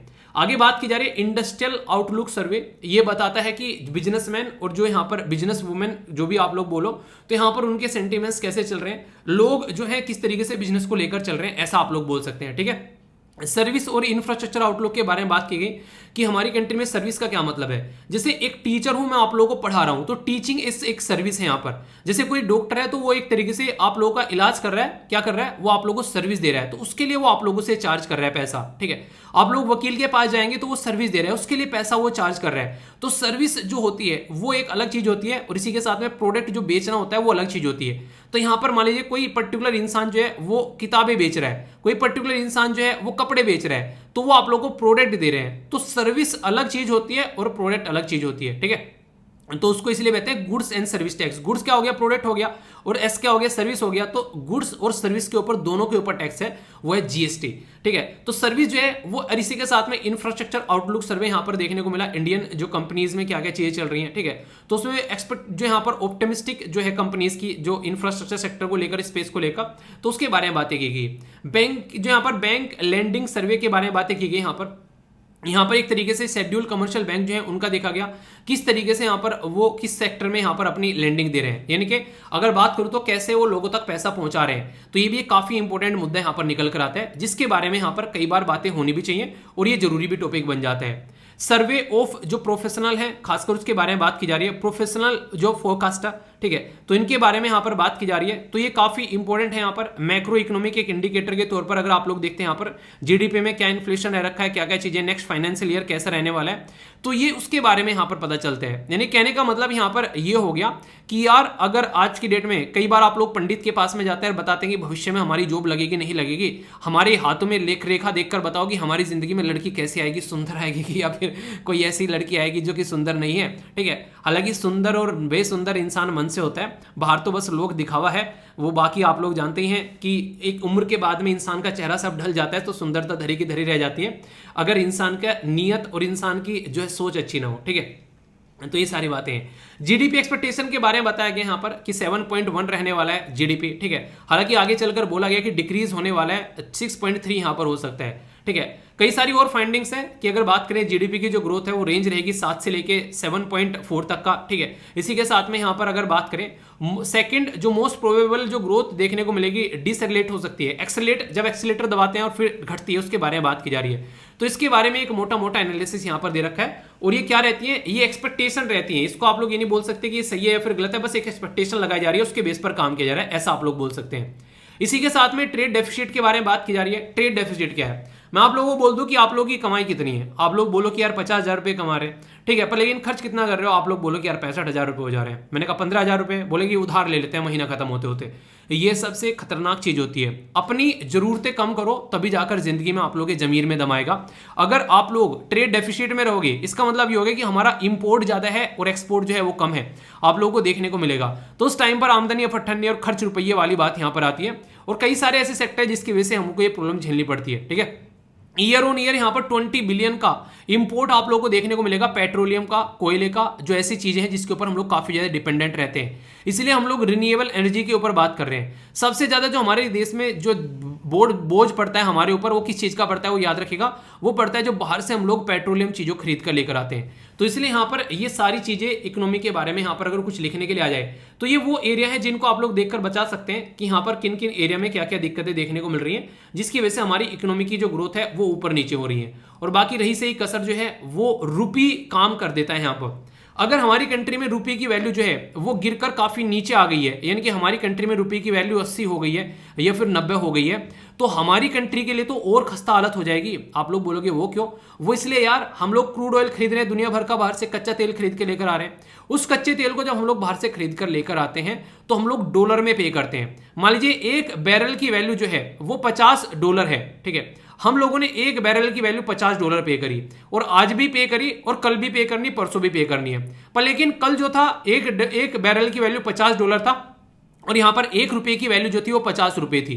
तो यानी कि $50 में $50, यहां पर एक $50 में $1 मिल रहा है। तो इसका मतलब क्या हो गया कि रुपए में अगर कोई आप लोगों से पूछेगा तो ₹2500 आप लोगों ने यहां पर इसके पे किए। पर लेकिन सोचो, अब ये डॉलर की वैल्यू जो है रुपए के कंपेयर में 100 पर आकर गिर गई, तो अब यहां पर $50 ही पे करने हैं, पर लेकिन ₹100 का $1 हो गया है। वही प्रोडक्ट जो 2500 का मिल रहा था आप लोगों को तेल, वही तेल आप लोगों को जो 2500 का था अब वो 2 गुना हो जाएगा, यानी कि 5000 का वो तेल आप लोगों को मिलने वाला है। तो इसीलिए कहते हैं कि जब पैसे की वैल्यू नीचे गिरती है तो हमारा इंपोर्ट जो होता है वो महंगा हो जाता है और हमारा एक्सपोर्ट जो होता है वो सस्ता हो जाता है। क्यों? क्योंकि अब सोचो, यूएसए से हम लोग तेल खरीद कर लेकर आ रहे हैं तो हम लोग को 5,000 का मिल रहा है, पर लेकिन यूएसए में बैठा हुआ कोई इंसान अगर वहां से $50 लेकर आ रहा है तो पहले इंडिया में वो यहां पर कोई सामान खरीदता था 25 रुपए का, ठीक है, 2500 रुपए का। अगर कोई 50 रुपए का कोई प्रोडक्ट खरीदा, उसने कोई किताब खरीद ली, अब वही $50 में अब यहां पर वो क्या करेगा, क्योंकि 100 रुपए मिल रहे हैं उसको $1 के। आप लोग ये सोचें यहां पर, अब यहां पर वो 5,000 रुपए का सामान खरीद कर लेकर जाएगा। तो यानी कि हमारे देश में से एक्सपोर्ट जो हो जाएगा वो सस्ता हो जाएगा, क्योंकि हमारी रुपये की वैल्यू जो है वो डिक्रीज हो गई है। तो ये भी काफी बड़ा इंपैक्ट यहां पर डालता है किसी कंट्री की अर्थव्यवस्था के ऊपर में। तो इसके बारे में आप लोग याद रख सकते हैं, ठीक है। तो कंफ्यूजन नहीं होना चाहिए यार, कोई भी टॉपिक को, फिर से बोलता हूं, कोई भी टॉपिक को ऐसे पढ़ा करो कि कोई पढ़ने भी बैठे ना आप लोगों से, उस इंसान को वो टॉपिक पढ़ा सको आप लोग, तब है असली पढ़ाई करने में मजा, ठीक है। बाकी यहां पर बात करें तो यहां पर बोला गया कि रिजर्व बैंक ऑफ इंडिया के बारे में कुछ बेसिक इंफॉर्मेशन आप लोगों को प्रोवाइड करा दी है। तो ये 1935 में बनाया गया था, अप्रैल 1। रिजर्व बैंक ऑफ इंडिया को नेशनलाइज किया गया था 1949 में। फर्स्ट इसका हेडक्वार्टर था कोलकाता के अंदर में, फिर हेडक्वार्टर आगे लेकर चला गया मुंबई के अंदर में, जो कि 1937 में, यानी कि कुछ ही टाइम में समझ में आ गया कि यहां पर नहीं टिकने वाला है। पहले जो इसके गवर्नर थे वो थे एस ओब्रोयन स्मिथ, और फिलहाल टाइम पर इसके गवर्नर कौन है ये आप लोगों को बनाना है। देखता हूं कौन सी आंसर देता है। एक यूपीएससी के द्वारा बड़ा ही प्यारा सा क्वेश्चन यहां पर पूछा गया, बात की जा रही है गवर्नर के बारे में। आप लोगों को लगता है ना कि गवर्नर के बारे में क्यों बता रहा हूं, क्या क्या चीजें हैं यहां पर, तो आप लोगों को देखने को मिलेगा। क्वेश्चन आप लोगों से पूछे जाते हैं यहां पर यूपीएससी के द्वारा। बोला गया the governor of Reserve Bank of India is appointed by the central government. Normal सी बात है, आप लोगों को पता होगा रघुराम राजन साहब जो हैं वो हटे थे उस टाइम पर, और फिर नए गवर्नर यहां पर आ गए थे। तो यहां पर सेंट्रल गवर्नमेंट यहां पर उसको अपॉइंट करती है। तो पहली स्टेटमेंट सही है, तो इसका मतलब ये हो गया कि सेकंड स्टेटमेंट गलत हो गई। Certain provision in the Constitution of India give the central government the right to issue direction to the RBI in the public interest। तो यहाँ पर ये इंटरेस्टिंग क्वेश्चन बना है यहाँ पर, अगर बात करें खासकर इसकी स्टेटमेंट के बारे में, और 2021 में पूछा गया रिसेंटली अभी, पर लेकिन यहाँ पर क्या यूज कर लिया गया, कॉन्स्टिट्यूशन ऑफ इंडिया। तो कॉन्स्टिट्यूशन ऑफ इंडिया में यहाँ पर ऐसी कोई बात मेंशन नहीं है, ठीक है। तो सेंट्रल गवर्नमेंट यहाँ पर पब्लिक इंटरेस्ट में बोल सकती है। यहाँ पर ये रिजर्व बैंक ऑफ इंडिया का जो एक्ट है उसका सेक्शन 7 यहाँ पर बोलता है कि पब्लिक इंटरेस्ट में यहाँ पर इशू कर सकती है, पर लेकिन यहाँ पर ये कॉन्स्टिट्यूशन के अंदर नहीं है। तो ये बात आप लोग यहाँ पर याद रखिएगा, जहां से कई बार आप लोगों से क्वेश्चन भी बन जाते हैं, ठीक है। तो ये क्या हो गया यहाँ पर, ये क्वेश्चन हो गया बेसिकली, ये जो स्टेटमेंट होगी यहाँ पर ये क्या होगी, ये इनकरेक्ट होगी। और आप लोगों को पता है कि ये स्टेटमेंट इनकरेक्ट होगी, तो आप लोगों का आंसर यहाँ पर आ गया निकल के ऐसे। तो इस तरीके से अगर आप लोग चीजों को तैयार करोगे तो आप लोग इस तरीके से क्वेश्चन के आंसर एग्जाम में दे पाओगे। यूपीएससी के द्वारा पूछा गया ये क्वेश्चन, लग रहा है आप लोगों को ये टफ है। आरबीआई की जो गवर्नर है वो आरबीआई से जो governor of RBI draw this power from the RBI Act. जी हाँ, ये सही बात आप लोगों को देखने को मिलेगी। तो करेक्ट स्टेटमेंट यहां पर पूछी गई है, और करेक्ट स्टेटमेंट हो गई 1 और 3। तो आंसर यहां क्या हो गया, सी हो गया, ठीक है। तो बताइए समझ में आया फिर नहीं आया, कुछ डाउट है, ठीक है। अगर डाउट है तो बताइए कि हाँ डाउट है, और अगर डाउट नहीं है तो आप लोग बता सकते हैं कि हाँ सही हो गया बिल्कुल, ठीक है। तो बिल्कुल डन, ठीक है। तो आर्टिकल आया मजा। तो इस तरीके से चीजों को तैयार करना है। बेसिक इन्फॉर्मेशन भी होगी आप लोगों की एडवांस इन्फॉर्मेशन भी होगी, किस तरीके से बातें हैं, रुपये किस तरीके से इंपैक्ट डाल रहा है, बेसिक इन्फॉर्मेशन आरबीआई के बारे में, और यूपीएससी ने क्वेश्चन ही पूछ लिया वो भी देख लिया। तो इस तरीके से टॉपिक तैयार करना है, ओके। ये जो न्यूज़ है जीएस पेपर 2 के साथ में आप लोग यहाँ पर कनेक्ट कर सकते हैं। हेल्थ के बारे में यहाँ पर जब बात की जाए, खासकर प्रेग्नेंट वुमेन के बारे में, तो आप लोग यहाँ से इसको कनेक्ट करके देख सकते हैं। या फिर कोई स्कीम भी पूछी जाए जैसे PMSMA, तो ये काफ़ी इंपॉर्टेंट स्कीम है यहाँ पर, और यहाँ पर इससे रिलेटेड कई सारी बातें भी चल रही हैं। अवेयरनेस फैलाने की बात की गई थी, इवन प्राइम मिनिस्टर मोदी साहब के द्वारा भी इसके बारे में जिक्र किया गया था। यह है प्रधानमंत्री जो सुरक्षित मातृत्व अभियान। तो यहाँ पर क्या होता है कि जब महिला अपना जो 9th मंथ रहता है बच्चे का, उस पर्टिकुलर जोन में जाती है, तो यहाँ पर जो 2nd और जो 3rd ट्राइमेस्टर होता है, तो बोला जाता है कि उसको रेगुलर चेकअप के लिए आना चाहिए। और यहाँ पर सबसे इंपॉर्टेंट बात यहाँ पर ये बोली गई है कि ये जो सर्विस है यहाँ पर जो प्रोवाइड कराई जा रही है महिलाओं के लिए, जो प्रेग्नेंट वुमेन है, तो ऑल प्रेग्नेंट वुमेन के लिए यहाँ पर ये इंप्लीमेंट की जा रही है, डेजिग्नेटेड जो भी गवर्नमेंट फैसिलिटीज़ है आसपास में। और इसी के साथ में जो इंटरेस्टिंग चीज़ है इसके अंदर वो ये है कि कोई भी अगर प्राइवेट जो मेडिकल प्रैक्टिशनर है, यानी कि मान लीजिए आप लोग एक डॉक्टर हैं और आप लोग प्राइवेट सेक्टर में काम करते हैं, तो आप लोग भी जाकर अपनी वॉलेंट्री सर्विस यहां पर दे सकते हैं। वॉलेंट्री का मतलब क्या होता है, अपनी स्वेच्छा से कोई आप लोगों को फोर्स नहीं कर रहे हैं यहाँ पर। तो जिस तरीके से आप लोग कोई सर्विस अगर देना चाहते हैं तो आप लोग को फोर्स नहीं किया जा रहा है। जैसे कि मुझे लेक्चर बनाने के लिए कोई फोर्स नहीं कर रहा है, तो मैं अपनी मर्जी से लेक्चर बनाता हूँ, ठीक है। मेरे ऊपर कोई बॉस नहीं बैठा है मेरा कि मुझे लेक्चर डालना ही डालना है, ठीक है। तो आप लोग ऐसे समझ सकते हैं। आप लोगों के ऊपर मैं नहीं बैठा हूँ कि आप लोगों का लेक्चर देखना ही देखना है, ठीक है। कोई आप लोगों को फोर्स नहीं कर रहा है कोई भी काम करने के लिए। तो वॉलेंट्री आप लोग ये काम कर रहे हैं, अपनी स्वेच्छा से आप लोग ये काम कर रहे हैं। सुबह को टाइम पर उठना है, कोई बता नहीं रहा है कि टाइम पर उठना है, आप लोगों को जब मन करे उठे अपने हिसाब से, पर लेकिन आप लोगों की जिंदगी में इंप्रूवमेंट होना चाहिए। तो ये वॉलेंट्री कंट्रीब्यूशन रहता है। सेम वही बोलूंगा मैं फिर यहाँ पर, जैसे वीडियो को लाइक डिसलाइक करने वाली बात है, वॉलेंट्री रहती है। इच्छा करती है तो कई बार कर देते हैं, कई सारे नहीं करते हैं, पर लेकिन कई सारे ये बोलते हैं कि सर याद दिला दिया करो। तो ये वॉलेंट्री कंट्रीब्यूशन होता है यहाँ पर। तो 9th जो है एवरी मंथ को यहाँ पर एक तो 9th डेट रखी गई, और बाकी 9th सेमेस्टर जो यहाँ पर ट्राइमेस्टर है उसके अंदर यहाँ पर और फोकस देने की बात की गई। तो I+4 9, तो यहाँ पर इसके चलते अवार्ड भी लाया गया।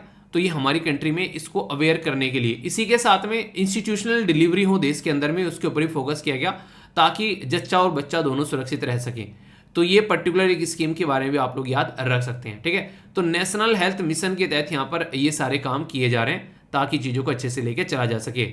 ये भी बच्चे से रिलेटेड ही न्यूज़ है। कुछ दिनों बाद आप लोग बोल सकते हैं कि रेडीमेड बच्चा चाहिए, उसके आंख कैसी चाहिए, उसके बाल कैसे चाहिए, उसकी हाइट कितनी होनी चाहिए, ठीक है, उसके अंदर IQ कितना होना चाहिए, कि हाँ इलोन मस्क का या फिर आइंस्टीन का IQ चाहिए, ठीक है। तो कहने का मतलब यहाँ पर यह है कि सिंथेटिक एम्ब्रॉय यहाँ पर बनाया गया है। सिंथेटिक एम्ब्रॉय मतलब ना तो स्पर्म की जरूरत है और ना ही एग की जरूरत है, ना ही कोई फर्टिलाइजेशन की जरूरत है। इन सब की रिक्वायरमेंट के बिना ही यहाँ पर सिंथेटिक एम्ब्रॉय के बेस पर यहाँ पर बच्चा पैदा करने की बात की जा रही है। और ये काम की गई है वाइजमैन जो इंस्टीट्यूट इन इजराइल वाले इतने एडवांस हो गए कि वो यहाँ पर एक तरीके से इस तरीके की चीज़ें यहाँ पर बना पा रहे हैं। तो इसके चलते काफ़ी एक आउट ऑफ द बॉक्स एक थॉट आप लोग बोल सकते हैं, पर लेकिन यहाँ पर कितने अच्छे से इसको लेकर चलना है वो समझने वाली बात है। सिंथेटिक जो एम्ब्रॉय यहाँ पर बनाया गया, तो ये चूहे की सेल से अभी यहाँ पर चीज़ों को इस्तेमाल किया गया। आगे आने वाले टाइम में इसको कितने अच्छे से डेवलप कर पाते हैं, तो इसके ऊपर अभी रिसर्च और स्टडी और चल रही है, ये और आने वाले टाइम में आगे बढ़ेगा। तो GS पेपर 3 जो साइंस एंड टेक वाला पोर्शन है उसके साथ में आप लोग यहाँ पर कनेक्ट करके देख सकते हैं। और किसके द्वारा ये स्टडी की गई है, इजराइल का इंस्टीट्यूट है जिसका नाम है यहाँ पर वाइजमैन इंस्टीट्यूट इन इजराइल, ठीक है। तो उसके द्वारा यहाँ पर पहला सिंथेटिक जो एम्ब्रॉय है वो यहाँ पर बनाया गया। आप लोग देखते हैं पूरा बच्चा जब डेवलप होता है तो कुछ इस प्रोसीजर में आप लोगों को यहाँ पर देखने को मिलेगा, ठीक है। तो सारा काम इनके द्वारा ये कहाँ पर किया गया, लैब के अंदर यहाँ पर किया गया, जिसकी वजह से यहाँ पर ये न्यूज में आया है, ठीक है। इंडिया जब भी यहाँ पर नेटो के साथ में बातें करता है कई सारी कयास लगाने स्टार्ट हो जाते हैं। नेटो जो है एक ऐसा ग्रुप है जिसको आप लोग नॉर्थ अटलांटिक ट्रीटी ऑर्गेनाइजेशन बोलते हैं। पहली बार हम लोगों ने यहाँ पर नेटो के साथ में जो बातें की थी ये यहाँ पर 2019 में आप लोगों को देखने को मिली थी, और अभी फिलहाल इसके जो बातें हो रही हैं उसके चलते ये न्यूज़ में आ गया। इसके अंदर टोटल कितने मेंबर आप लोगों को देखने को मिलते हैं, तो ये टोटल मिलाकर 30 मेंबर हैं। अभी यूक्रेन जो है मेंबर बनने जा रहा था तो रशिया ने उसकी कमर तोड़ दी, वो एक अलग बात है। ये जो ऑर्गेनाइजेशन है ये 1949 में बनाई गई थी, और उस टाइम पर इनका बेसिक टारगेट था कि सबको एक साथ में मिलकर रहना है। वो नहीं कहते, जैसे मैं आप लोग हमेशा एक डायलॉग बोलता हूँ तो नेटो के मेंबर ऐसे रहते हैं कि किसी ने नेटो के एक मेंबर को हाथ लगाया तो समझो बाहुबली की तलवार को हाथ लगा लिया, वो वाली बात है यहाँ पर। तो यूक्रेन अगर नेटो का मेंबर बन जाता और उसके ऊपर रशिया अटैक करता तो सारे के सारे नेटो के मेंबर जो हैं वो रशिया के ऊपर कूद पड़ते। तो ये इस तरीके से चक्कर समझ सकते हैं। सिग्निफिकेंस आप लोगों को देखने को मिलेगा इंडिया का नेटो के साथ में बात करने का, क्योंकि ओनली इंडिया के साथ में बातें नहीं की, चाइना और पाकिस्तान के पास साथ भी इनके द्वारा बातें की जाती है। चाइना के साथ में 2019 में इंगेज किए थे, कई अच्छे लेवल की बात हुई, 9 राउंड की टॉक हुई थी दोनों कंट्री के, दोनों जो ग्रुप के बीच में, और इसके चलते यहाँ पर चीज़ों को आगे लेकर चला गया। इंगेजमेंट पाकिस्तान के साथ भी आप लोगों को देखने को मिलती है, क्योंकि पाकिस्तान के साथ में मिलिट्री कोऑपरेशन रहता है, ठीक है। पर लेकिन इंडिया के साथ में जो बात करें वो पॉलिटिकल डायलॉग है। हम लोग बैलेंस बनाने की कोशिश करते हैं रीजनल लेवल पर, ताकि कोई हमारे सर पर आकर नाचने लगे, ठीक है। तो ब्रसेल्स बेल्जियम के अंदर इसका हेडक्वार्टर देखने को मिलेगा। तो इसी के चलते रिसेंटली अभी ये न्यूज़ में आ गया है। कुछ वर्ल्ड की न्यूज़ है यहाँ पर जिनसे डायरेक्ट आप लोग कई बार क्वेश्चन पूछ ले जाते हैं। सबसे पहले तो यहाँ पर ये कि चाइना और नेपाल मिलकर ये क्या कर रहे हैं, trans Himalaya multi dimensional connectivity बनाने की कोशिश कर रहे हैं। चाइना आप लोगों को पता है इस चीज़ में काफ़ी माहिर है, जरा सी देर में इधर से उधर वो रास्ते निकाल देते हैं। तो नेपाल की हेल्प कर रहे हैं, नेपाल की छोड़ो वो अपनी हेल्प कर रहे हैं, ऐसा आप लोग बोल सकते हो। नेपाल के अंदर घुसने की कोशिश की जा रही है। चाइना और पाकिस्तान के द्वारा यहाँ पर अभी रिसेंटली हुआ क्या है, यहाँ पर अब्दुल रऊफ अजहर, तो यहाँ पर ये एक ऐसा टेररिस्ट है जो कि काफ़ी खतरनाक है। इंडिया और USA ने मिलकर इस टेररिस्ट को डेजिग्नेटेड टेररिस्ट कैटेगरी में डालने की कोशिश की, पर लेकिन चाइना हमेशा इस चीज़ को रोक देता है। चाइना का ये दोगला चेहरा रहता है। चाइना गुड पाकिस्तान और बैड पाकिस्तान को लेकर बड़ा रहता है। जो पाकिस्तान के अंदर गुड एक तरीके से टेररिस्ट और बैड टेररिस्ट, जो इंडिया के अंदर टेररिज्म फैलाए वे गुड टेररिस्ट हैं और जो पाकिस्तान के अंदर फैलाए वो बुरे टेररिस्ट हैं। तो ऐसी हरकतें देखने को मिलती हैं। तो दोगला चेहरा आप लोग यहाँ पर बोल सकते हैं चाइना का जब भी ऐसी बात आती है। ठीक है, इंडियन अमेरिकन एक जर्नलिस्ट जो कि फोक्स न्यूज़ के साथ में कनेक्टेड थी, ओमा पेमारोजू। ठीक है, तो ये इनकी रिसेंटली अभी डेथ हो गई है। तो जर्नलिस्ट थी यहाँ पर ये, तो इनके बारे में आप लोग समझ सकते हैं। मैक्सिको के जो प्रेसिडेंट है उनके द्वारा बड़ी खतरनाक स्टेटमेंट दी गई यहाँ पर, जिसका काफ़ी ज़्यादा न्यूज़ में भी कई सारे आप लोगों ने यहाँ पर वीडियोस देखी होगी, जिनका नाम है यहाँ पर एंड्रेस मैनुअल लोपेज। ठीक है, तो यहाँ पर इनके द्वारा ये बोला गया कि दुनिया में शांति जो है वो 3 मेंबर का कमीशन लेकर आ सकते हैं, जिसमें प्राइम मिनिस्टर मोदी का भी नाम आप लोगों को देखने को मिलेगा। यूएन के जो यहाँ पर एक तरीके से जनरल सेक्रेटरी हैं, उनका नाम है एंटोनियो गुटेरेस, और तीसरे हैं पोप फ्रांसिस। तो यानी कि जब प्राइम मिनिस्टर मोदी का नाम लिया गया तो एक काफ़ी बड़ी न्यूज़ बन गई यहाँ पर। तो इसके बारे में आप लोग समझ सकते हैं, यानी कि दुनिया में शांति लाने के लिए प्राइम मिनिस्टर मोदी जी का नाम यहाँ पर सामने निकल कर आया। ठीक है, इसी के साथ में यहाँ पर ये एक न्यूज़ है जो कि आप लोगों को देखने को मिलेगी, नेशनल और इकोनॉमी से रिलेटेड। यहाँ पर इंडिया और बांग्लादेश के रिलेशन के बारे में बात की जा रही है, तो यहाँ पर उसके बारे में थोड़ा बात करेंगे। अभी हुआ क्या, बांग्लादेश ने यहाँ पर अभी क्या हुआ कि हमारी कंट्री के 3 सोल्जर जो हैं वो शहीद हो गए और 2 टेररिस्ट भी यहाँ पर मारे गए। ठीक है, तो इसके चलते ये चीज़ दिक्कतें देखने को मिली। ठीक है, गगनयान प्रोजेक्ट के बारे में तो इसरो जो है सक्सेसफुली ये टेस्ट कर रही है, इसके आने वाले टाइम में उसको लॉन्च किया जाएगा, तो उसके बारे में यहाँ पर बात की जा रही है श्रीहरिकोटा से।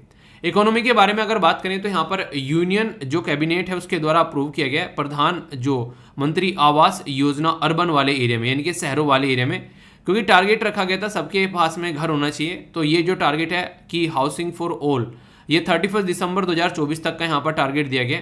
ठीक है, तो इसके चलते आप लोग समझ सकते हैं इनकम टैक्स पेयर जो है उनको जो अगर बात करें वो यहाँ पर इसके अंदर इनरोल नहीं कर सकते हैं अटल पेंशन योजना के अंदर में, क्योंकि ऑलरेडी इनकम टैक्स पे कर रहे हैं, तो कैसी पेंशन रह गई है फिर यहाँ पर, क्योंकि इनकम टैक्स भी एक प्रॉपर सीमा के अंदर में आता है। ठीक है, तो यहाँ पर अटल पेंशन योजना जो है मिनिमम गारंटी है यहाँ पर 1 to 5,000 per month after the 60 as. तो अटल पेंशन योजना के बारे में ये बेसिक चीज़ें आप लोग यहाँ पर समझ सकते हैं। ठीक है, तो कल को क्वेश्चन बन जाए तो कन्फ्यूजन आप लोग को नहीं होना चाहिए। काफ़ी अच्छे लग रहे हैं आप लोगों को यहाँ पर जो ये शब्द इस तरीके से दिए जा रहे हैं, तो इन्हीं को कंटिन्यू किया जा रहा है, तो आप लोग इनको एंजॉय कर सकते हैं। डेली 5 नहीं कई सारे शब्द होते हैं, जिसमें वर्ड रहता है, उसका हिंदी में मीनिंग रहता है, उसका इंग्लिश में मीनिंग रहता है, उसका सिनोनिम रहता है और उसका एंटोनिम रहता है। ठीक है, इनहेरेंट की बात की जा रही है, यानी कि डीप रूटेड, एक तरीके से आप लोग बोल सकते हैं कि एक तरीके से काफ़ी गहराई में जाकर चीज़ें होना, फंडामेंटल कहते हैं ना जिसको बेसिकली आप लोग। ठीक है, तो इस तरीके से समझ सकते हैं। तो ये हो गया अंतर्निहित। ठीक है, तो इनहेरेंट ये यहाँ पर आप लोगों को देखने को मिलेंगे इसके सिनोनिम्स, और ये हो गए इसके एंटोनिम्स यानी कि अपोजिट शब्द।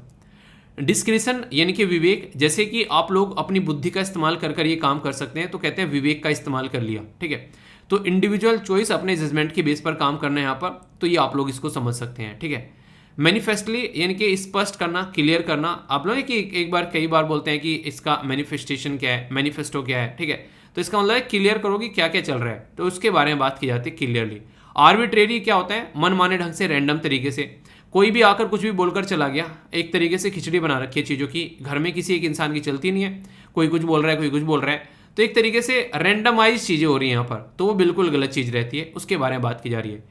इनइक्वलिटी यानी कि एक तरीके से आप लोग इनइक्विटी के बारे में बात की जा रही है, यानी कि एक तरीके से बोल सकते हैं लैक ऑफ फेयरनेस, और एक तरीके से जस्टिस, इनजस्टिस भी आप लोग बोल सकते हैं इसको। ठीक है, रॉन्ग तरीके से काम को करना आप लोग बोल सकते हैं, तो ये आप लोगों को इनइक्विटी देखने को मिलेगी। तो ये 5 शब्द हैं जिनके ऊपर सेंटेंस फॉर्मेशन कर सेंटेंस फॉर्मेशन करने, और कल की वीडियो के नीचे आप लोग जाकर देखिएगा जिस तरीके से सेंटेंस फॉर्मेशन किए गए, काफ़ी अच्छा लगा मुझे। आप लोगों को देखिएगा कई सारे बच्चे यहाँ पर काम कर रहे हैं। ठीक है, अगर आप लोगों को लगता है कि आप लोगों को इन चीज़ों से फ़ायदा पहुँच रहा है तो बताया करो, अगर फ़ायदा नहीं पहुँच रहा है तो भी आप लोग बता सकते हैं।